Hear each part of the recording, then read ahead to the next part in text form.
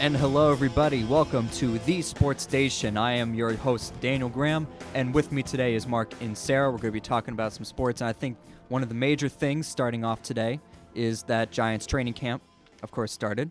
So, Mark, I think you have some insight on everything. You heard about Chris Snee announcing his retirement today. I think we all heard about that. Sort of a surprise, but not really a surprise because you kind of figured that, this guy was getting up there, and this guy dates back to many, many years ago from the Giants, probably Eli's beginning days. Yeah, he was there from the early Coughlin years. So yeah, he's been with him for years. He's no young buck. You can kind of compare it to the David Deal thing where Deal retired last year. He wasn't that much younger than Deal. Mm-hmm. But apart from that, I mean, what do you think the Giants would do with an offensive line? Because a lot of emphasis has been placed on the Giants' offensive line, saying that a lot of the nucleus that was around Eli is aged, retired. They're bringing in these new guys, and nothing was really set in stone with this squad. They didn't really know how to work well together as well as the crew from, I guess, 2007 did. Yeah, that was one of the biggest problems for the team last year. You can look at all the games from last season. There were a lot of games where Eli didn't have great protection, was under a lot of pressure, was under duress a lot, and now you're losing one of the keystones of that line, a guy who's been kind of a stalwart on that line for years. And this just opens up a new hole the Giants are going to have to fill going into 2014 season, excuse me. So you can go ahead. And speaking of old guys, happen to be around these young guys taking over. It's good to see you guys. Mike Echols here with my cousin Mark and, of course, Dan Graham. And interesting that that Snee is going to have to retire, but I think that the Giants are going to be okay. I like their free agent pickups. I like the fact that I think Will Beatty's going to have a better year. Last year I was very upset with Will Beatty, but I think he's going to be a little bit better. I think Eli is going to flourish in this new offense. And I have to tell you, I'm really upset, guys. Why? Because, as football fans have been doing, getting ready for the NFL season, of course, camps are opening up today. There's been a lot of things on Facebook and other social media, a lot of sport like Bleacher Report and other polls taken about who's the top 5 quarterbacks, who's the clutch quarterbacks. And they mention all these guys. I don't see the 2-time Super Bowl MVP mentioned anywhere. Yeah, Eli apparently gets no love nationally. And it's a lot of things I just don't understand because there are a lot of other quarterbacks. They've gotten so many credentials over the years, such as Peyton Manning, probably the greatest quarterback of all time, statistically. However, his Super Bowl prowess has not been as flashy as, people in the past. I got something caught in my throat. Joe Montana. Yeah, exactly. I'm sorry, something caught my throat. So I'm sorry. I always find that ridiculous. The idea that because he's been to 3 Super Bowls, but he's only won one of them, that's something that should be held against him. He's not the entire team. Plus the fact that he just had maybe the best season ever by a quarterback at, what is he, 39, 40 at this point in time? Whoa, 38. Come on. He's 38? Okay. I just can't stand this. People don't. I've yet to hear someone mention this about Steve Young, the fact that he only won 1 Super Bowl. I have yet to hear that about guys like Ken Stabler. No one seems to bring that up when people talk about them as some of the greatest quarterbacks of all time. But for some reason with Peyton Manning, it's like a negative that he's only won 1 Super Bowl. No, Snake was not a great quarterback. He was just a great character. Oh, that's fair. But he had some of the best possession receiver. I mean, you're talking, he didn't really have the deep threat. Once in a while, Cliff Branch could break deep, but he didn't really have deep threats.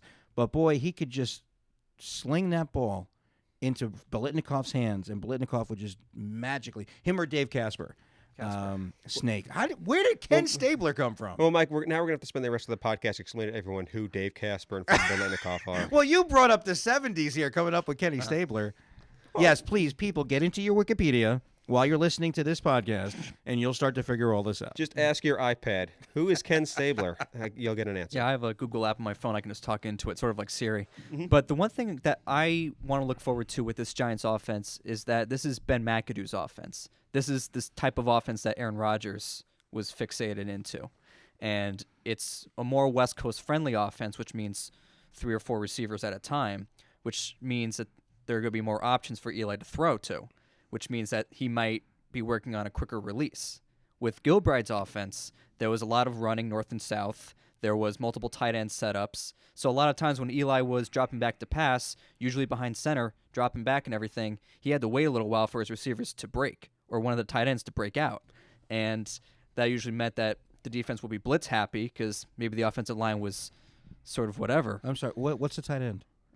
Exactly. It's becoming an extinct thing. Jimmy Graham will give you a good story. Well, to be fair, one of the things, though, when you talk about a West Coast offense, when you have a quick firing quarterback who tries to get the ball out quickly, one of the big things in that situation is you have to have trust in your receivers, the guys in their end. And the Giants' receiving core has kind of been overhauled in the last few years. No more Hakeem Nicks. Their tight end situation has been a revolving door over the last few seasons. They just drafted Odell Beckham. Sure, they brought back Mario Manningham, and Jarrell Jernigan played well at the end of last season, but that's a situation where these receivers don't have the same chemistry that Eli had, some of the guys in the past. So the biggest challenge here is going to be getting these receivers on the same page with Eli to the point where he can release the ball quickly and know that the receivers are going to be in the spot he's trying to throw to. The one person that I really want to look forward to see the Giants play as tight end is Adrian Robinson, who they drafted out of LSU, I believe, not this past draft, but the draft before. I want to see if he makes it or breaks it, because I think since the Giants are just so economically sound with lacking a big-name tight end, last year they brought in Brandon Myers from the Raiders, and he really didn't do much as opposed to Martellus Bennett, which I completely disagree with the Giants allowing him to be let go and signing with Chicago. I thought he was excellent. He was kind of a full package deal. He was sort of a big wide receiver. He was one of those what they call tweeners. Well, as a Cowboys fan, I had 4 years of Martellus Bennett before he came to the Giants. So I don't think that was a bad move at all for the Niners. I think that one season was they pretty much got whatever you're going to get out of Martellus Bennett. I didn't think it was a big deal letting him go. Well, the thing was with that the Giants got him for a cheap price because he was coming off an injury, so they signed him to like a 1-year deal. Yeah. I don't even think it was in the millions. I think it was like it was a little bit under $1 $5 million. So they were like it was very economically sound for him to come in. I thought it was like $5 million. Oh, was Pretty it? Sure. You can check the stats on that one. Well, coming back to one of the things you had mentioned, Dan, I'm not too worried about the I think Mark was talking about the chemistry with the receivers, because if there's one thing that Eli's been very good with over his years as the Giants quarterback is off-season workouts. He brings the people down. I believe they either do in New Orleans or they're in Mississippi, and he works with them. He works with his receivers a lot during the offseason. That's a lot of communication going on. And that's like with in 2011, Victor Cruz was in his second year, and he lived in Patterson. Yes. And Eli, he lives somewhere nearby, of course. And Hoboken. And I remember watching the Americas game, and Victor Cruz was saying that he asked him if he wanted to go hang out and throw some balls together because they were both in the area, like during I think it was May or something when nobody had reported yet. So that's how him and Victor Cruz became simpatico. That's really how Victor Cruz ended up becoming in the starting rotation. That's still one of my favorite plays in Giants history. Which one? I watch it on YouTube all the time. It was that game against the Jets. They're on the 1 yard line. 99-yard run, yeah. And it was the third down. He hits them on the out, and Cruz just beautifully sprints up the sideline. And there are just some plays from the Giants that I watch on YouTube all the time. That is always one of them. I could replay that over and over again. In some ways, that was the play that saved the Giants' season that year. Oh, absolutely. Against the Jets, and that was in December. Yeah. Yeah, that was Christmas Eve, I remember. Yeah. It was Christmas. That's right. Yeah, what a nice present. What a nice gift from Sandy. Yeah. Well, you think about that, you can also go back to 2007, the 88-yard touchdown run by Ahmad Bradshaw was right around the same time. 15th game of the season where the Giants needed against to clinch a playoff Buffalo. spot. Yep. That was a huge game. You know who else had a great game in that? Who I miss as a Giant. Brandon Even Jacobs? though he's probably Kavika Mitchell. Kavika Mitchell. We had him for 1 year, and I tell you what, He was a linebacker, right? he was a linebacker, and just for 1 year as a free agent, he came up clutch, especially in the playoffs. And I miss him. I miss that kind of free agent where you bring him in, and he fills a role beautifully. Well, to be fair, that was a year where really everything fell the Giants' way. Yeah, but I miss him. I'm sure you do. Kavika, come back, will you? I'll send an email to his agent. We'll see if we can get him on the show. But one of the things we were going to talk about coming into this, we just found out that David Wilson just tweeted that he's been cleared to play. He's ready to practice. He'll be ready to go for training camp. I'm going to let Mike ride this one. Because he was their first overall pick 2012. Yeah. Mm-hmm. I have not seen a first-round product out of David Wilson as of yet. Don't bring this on me, Dan. I want to hear from you. You wanted to, because you wanted to pass it on to me. Now I want to hear what you had to say. Wait a second. You can't argue that he doesn't have first-round talent. Just look at this. No. Some of the moments he However, had his second season. If you think back to 2012, the emphasis was always on the Giants to restructure their offensive line because I think they were spoiled in the fact that they kind of just drained every bit of talent out of their offensive line. Not Right. to ridicule them or anything, but they kind of just rode that for a little longer than they should have. No, you're right. And it wasn't until last year when they got Justin Pugh in the first round. I'm like, it's about freaking time. Yeah. But 2012, Roger Goodell comes up. Oh, with the whatever it was, the Giants selected running back David Wilson. I'm sitting there like, running back, you don't have enough. You can't just grab a undrafted free agent and stick him in the backfield. Well, yeah, but again, they've been good with that lately. Again, to be fair though, this is something that Jerry Reese, the GM, has done a lot of. Like, look at when they drafted Kiwanuka as a defensive end when they had Tuck, Humanier, and Strahan. Everyone's reaction was exactly the same, and that turned out to be a huge pick for the Giants. So I mean, Reese does this a lot. He kind of drafts based on best available rather than based on needed, and it's worked out. The Wilson thing, you can't put that all on him. He's been injured. He's had fumbling problems. But exactly, that's why. Right. I'm concerned about his first draft prowess. He was a kick returner, and he did fumble. I remember 2012, I think it was, against the Cowboys. Was it the kickoff? Do you remember that? I was probably crying when he did it. Yeah, because David Wilson fumbled the kickoff return. I'm trying to think against back. The Cowboys. 2012. I want to say that was 2012. Well, last year was the year that he fumbled twice in the first game of the season in Dallas. Right. And got so benched. Exactly, he has fumble problems. No, I'm not arguing that. That's a fact. And like just looking at his physique, he doesn't really seem like the typical Giants runner. I'm so used to Brandon Jacobs and Tiki Barber just being able to finesse and have some upper body exterior to shut off tacklers. Dan, I think David Wilson's bigger than Tiki Barber. Tiki Barber was no giant. I think Dan just does not like David Wilson. And you know what? First round, he hasn't given us. I don't think he's given us anything to like him about so far. Exactly. Yeah. But I'm saying, just give us that first round insurance. I just haven't seen it yet. Yeah, I've seen him score touchdowns and do backflips, but I want to see him be an all-season product like we saw out of Victor Cruz, who was undrafted, by the way. No, I'm just an eternal optimist. I think you are, Mark, too. We're an optimist. I mean, he's a first-round draft. He has shown brilliance. He's shown flashes. But not around the clock. It just hasn't been enough. But you know what? He's healthy. He is healthy. And let's see what happens. David Wilson, welcome back. Well, also, he's healthy, and the Giants don't really have anyone better right now. Mm-hmm. They drafted the kid out of Boston College, Williams, and they brought back Peyton Hillis and Michael Coe, I think is the name of the other running back. So Wilson should get every opportunity to win this job because there aren't really the Giants don't have talented guys in their backfield other than him.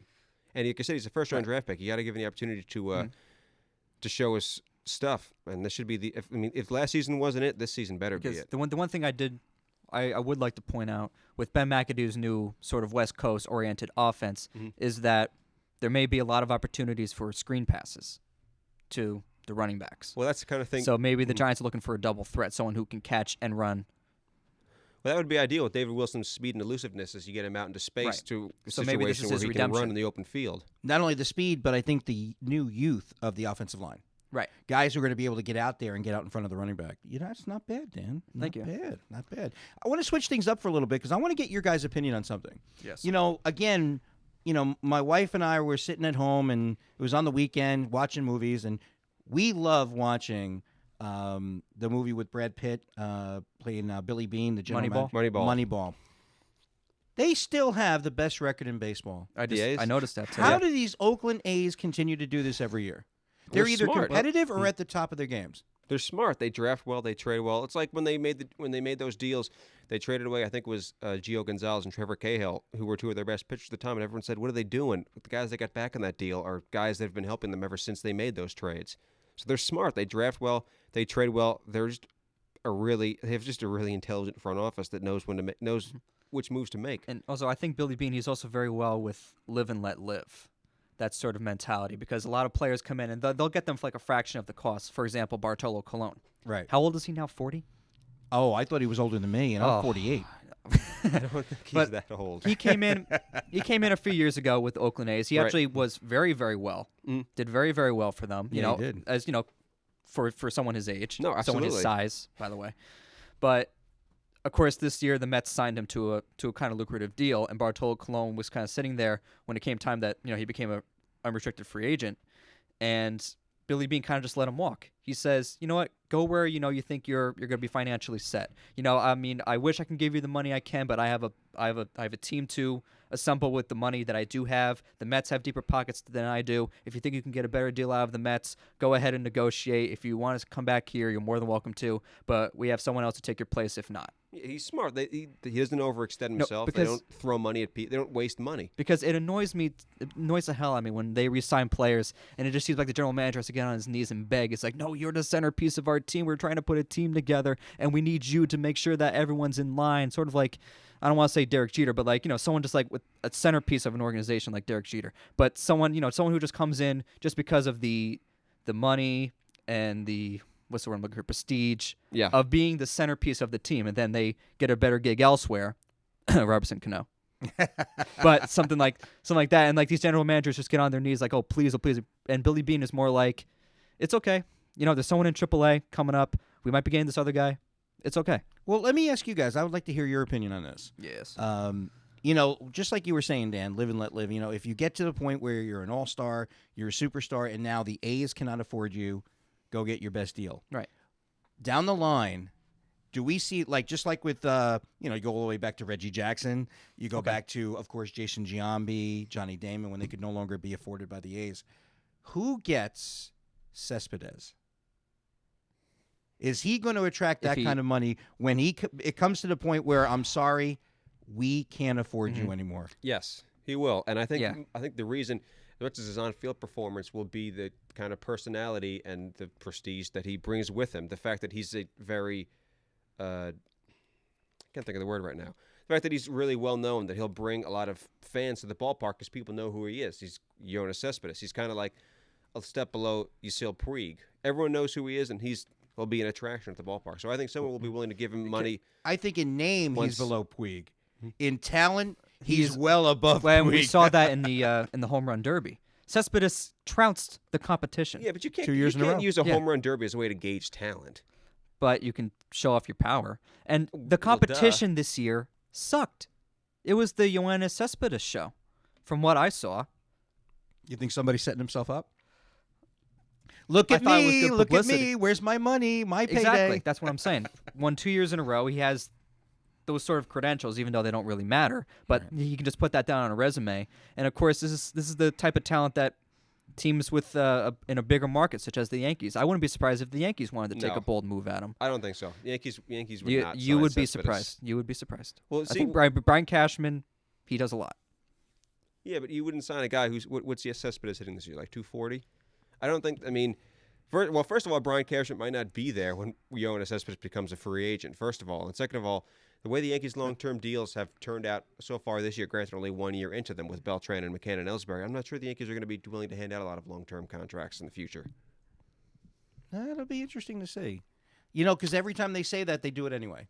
Right. And, of course, this past offseason with the Beltrans, that wasn't too much long-term, but the McCann. Right. Right, the McCann. Okay, McCann, and Yeah. especially Tanaka. And Ellsbury. Okay. Oh, Ellsbury. Well, you know what? I wouldn't call that a risk. Well, and then they gave Gardner a 4-year extension before the season started. Oh, yeah, and that was already on top of a contract that still had a few years left, right? I don't know. I thought this was the last year of his contract. And what is that thing he wears on his hand? It's What like, is it's that a brace. thing? It's like something to protect his hand, protect his fingers when he's sliding, so he doesn't break them when he's sliding. I in the know, bag. but you know what people think? They think he's going into He's the soft? locker room between innings, and he's, doing something with the frying pan. I don't think so. Because that's what it looks like. It looks like it's something Wait, to you put think it on looks your like hand. an oven mitt? Or Yes, it one step below? Put on a glove or something. He's got this little oven mitt on. It's like, Right. is he cooking beans for the guys between the fifth inning or something? Uh-huh. I don't know. Well, I don't know. it would just be another instance of that happening because we're now throughout Major League Baseball how often that kind of thing goes on. Okay. All right, let's switch gears for a moment. Just for a brief moment, we're still a long ways away from this coming up, but I have to say it looks like after so many years of being the greatest of all time, the New Jersey Devils are saying goodbye officially to Martin Brodeur, the greatest goalie of all time. It looks like it. I think it's pretty much a Well, done deal. it almost Yeah. became evident a couple months ago because there was this whole thing that he might have been traded to the Minnesota Wild during the trade deadline, but kind of in the 11th hour, it was pulled out. But there was that possibility that Brodeur was going to play his final game. And well, plus we're only a few days removed from Corey Schneider getting the big contract. Well, also you have to remember the fact that there hasn't been much interest in Brodeur as of yet. So course not. there's still a chance he's played his last game. Well, that's what I'm hoping. I'm hoping he stays with the Devils just so anytime he even shows his face in the Prudential Center, the crowd can go wild. But I can't imagine this man, the greatest goalie of all time, being in another uniform. It No, happens. it would be. Happened to Johnny Unitas. My God! I was going to bring that up in that powder Please. blue. Oh God! He And went the from worst part Baltimore was- blue Happened to Oh, powder blue. Happened to was- Joe Namath. It was so. Oh God! You Joe bring Na- it. Stop as a bringing back Ram? these bad memories. Joe Namath as a Ram. Oh, yeah. it was horrible. It was horrible. Rob makes a canoe in a Mariners uniform. It's horrible. Well, I mean, who about Peyton Manning? Who would have ever thought Peyton Manning would have been in a uniform other Well, than a Colt he had uniform? a choice. No. He had a choice. Well, so does Brodeur, though. But that is Huh? true, though. But, Even but Peyton Manning. But Payton had enough talent to continue on. It wasn't like That- he was put in as trade leverage. Well, yes, but it was a riskier proposition signing him than we remember it Well, of now course. because he had the neck thing. He just come off what two But or he's three neck Peyton surgeries. Manning. He was what 35 when the Broncos signed him. 36. Yeah, but at the He same still had a little ti- bit of talent left in him. He could Well, have. no, absolutely. squeezed I'm it not out. arguing that, but by the same token, people were looking at it with neck surgeries. One hit, everyone was saying, and that's it. And that was it. But it could have been the end of his career. All right, we got 9 minutes left, and I want to ask you guys that question, and let's think about this. As we're bringing this up, what is the worst case of a superstar who was with a team for so long in another uniform? Now, for me, because I'm an old guy, Right. long before there was a New Jersey Devils, Right. when New York Rangers goalie Eddie Jockerman showed up at Madison Square Garden in a Red Wings uniform. Right. Boy, you've never seen anybody look so out of place. Mhm. He was a Well, Ranger. Well, that was the game that he got a standing ovation, right? And it was pretty much everyone was cheering for him. 8-minute standing ovation for the visiting goalie. Because Right. it was Eddie Jockerman. Right. But he was in a Red Wings uniform. And I remember the when the Rangers scored on him, the Madison Square Garden crowd booed. oh, yeah, because there were some horrible, horrible Rangers. Yeah. Horrible. Oh, sorry, are we still talking about hockey? Yeah. Oh, my What's the real goodness. problem? We just happen to be talking about hockey because of that. Well- Tell me, Mark, give me an idea. What is the worst, most misplaced person in a New Jersey? Jordan in the Wizards uniform. I don't think there should be any debate about that. Ooh, that was ugly. What was Yeah. ugly? Oh, Michael Jordan in a Wizards uniform? Yeah, that was his choice. But it was ugly. They didn't It lure was him out. everyone, yeah, of course, it was his choice. Find me a situation of a player Well, in a yeah, uniform where it wasn't their choice. because he's too busy being Michael Jordan. But I just remember that he wanted to do it initially because he already had a front office position with the Wizards at the time. No, but he just Well- didn't. It didn't look right. Right. Yeah. I know what you're saying. It just did not Yeah. look right. Mhm. Oh, Like, I still man. And it have was to- only a 2-year yeah. thing. I Every think. time I think about Jordan's career, I still have to remind. It still seems surreal. We're like, oh yeah, he played for the Wizards. Like I feel like I have to go look it up every time I think about it because it just seems so surreal. Just seems so completely absurd. The idea. And it of was him, 2 seasons, wasn't it? I think. Yeah, it that was was at just 2 least seasons. and they didn't make the playoffs either year in the NBA. Oh, God. You're right. You know what?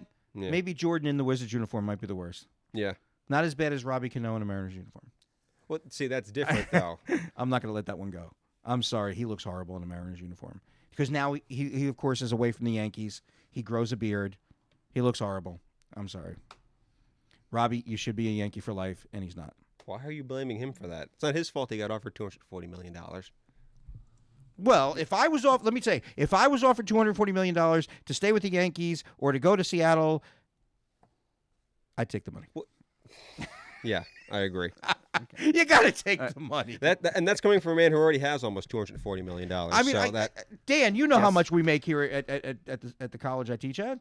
Mhm. I already have $240 million. Yet I would still go to Seattle if they offered me $240. that's right. That's how much money means to people.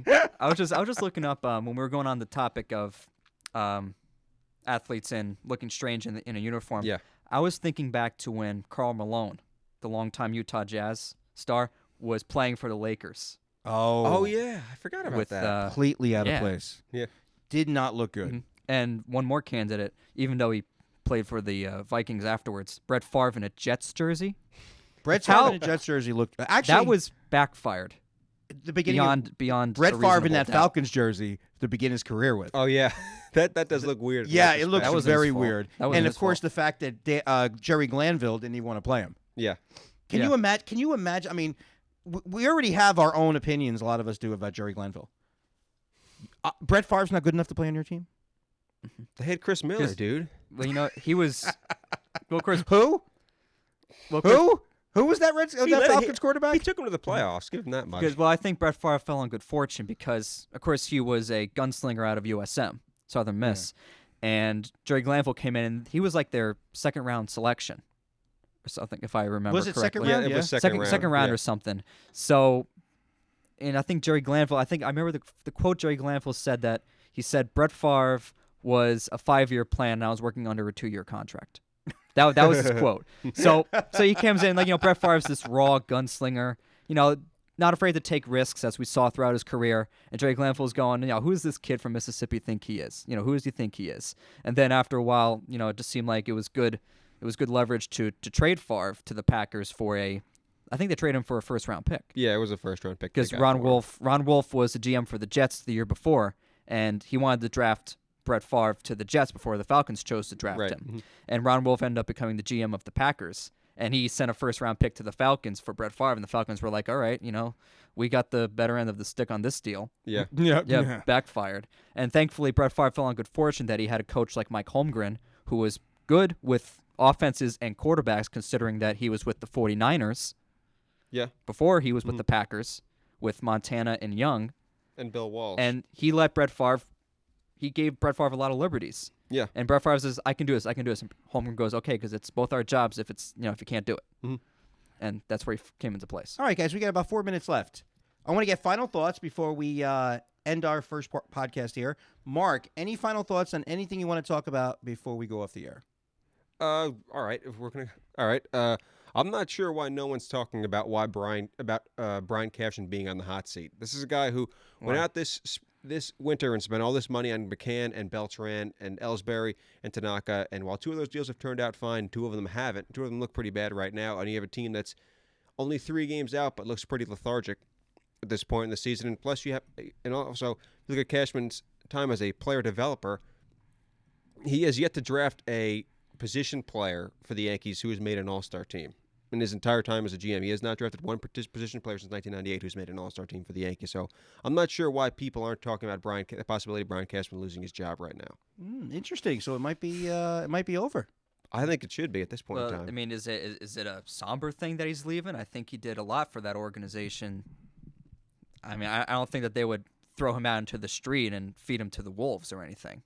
Well, yes, but I agree with that. But by the same token, there's a point in time where you just have to say enough's enough. Mm-hmm.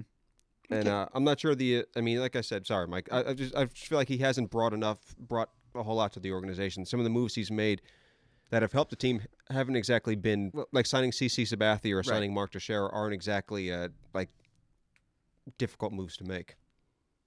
I accept your apology.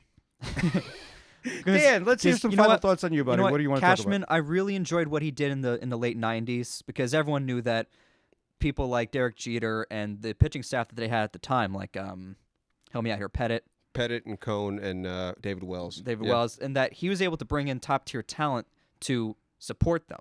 But now it seems like they want to bring in a new nucleus of players, and it just seems like Cashman's strategy that's been working over the years just hasn't been. And I think what as Mark is effective. also alluding to is when is the last time, and like I think you're alluding to also, when's the last time he brought in people like a Lloyd, like a Nelson, like a Mike Stanton? Well, also I'm alluding to, what was the last time you heard of a big-time Yankees prospect coming up and really helping the team? It's been a long time since we've seen point. that. I think it's Derek Jeter, the last really legit farm product that the Yankees put out. Possibly. No, the last one would probably be Cano at this point. Okay. But Yeah, I'll give you that because he came in for Soriano. Right. After Soriano left town. Mm-hmm. I just want to think back to 98 when Cashman did take over. That was his first year. Right. And he brought in the best leadoff hitter in baseball at the time, Chuck Knobloch. Mm-hmm. And I'm trying to remember who else. Nobby! Yeah, and Scott Brocious. Mm-hmm. Chili Davis. He came in a solid third baseman That there. was a move. Chili Davis, a good DH, good power hitter. He traded for Roger Clemens after the Roger season. Clemens. Helped them win a couple He titles. got all this great talent to come in and support these up and coming players like Jeter and everything. But now, since Jeter is on the way out now, and it's imminent, obviously, Right.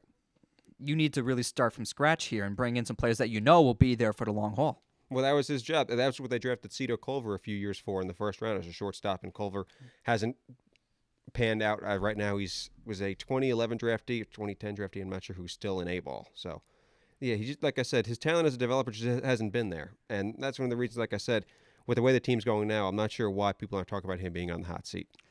Okay, well, ladies and gentlemen, we are unfortunately at the end of our show.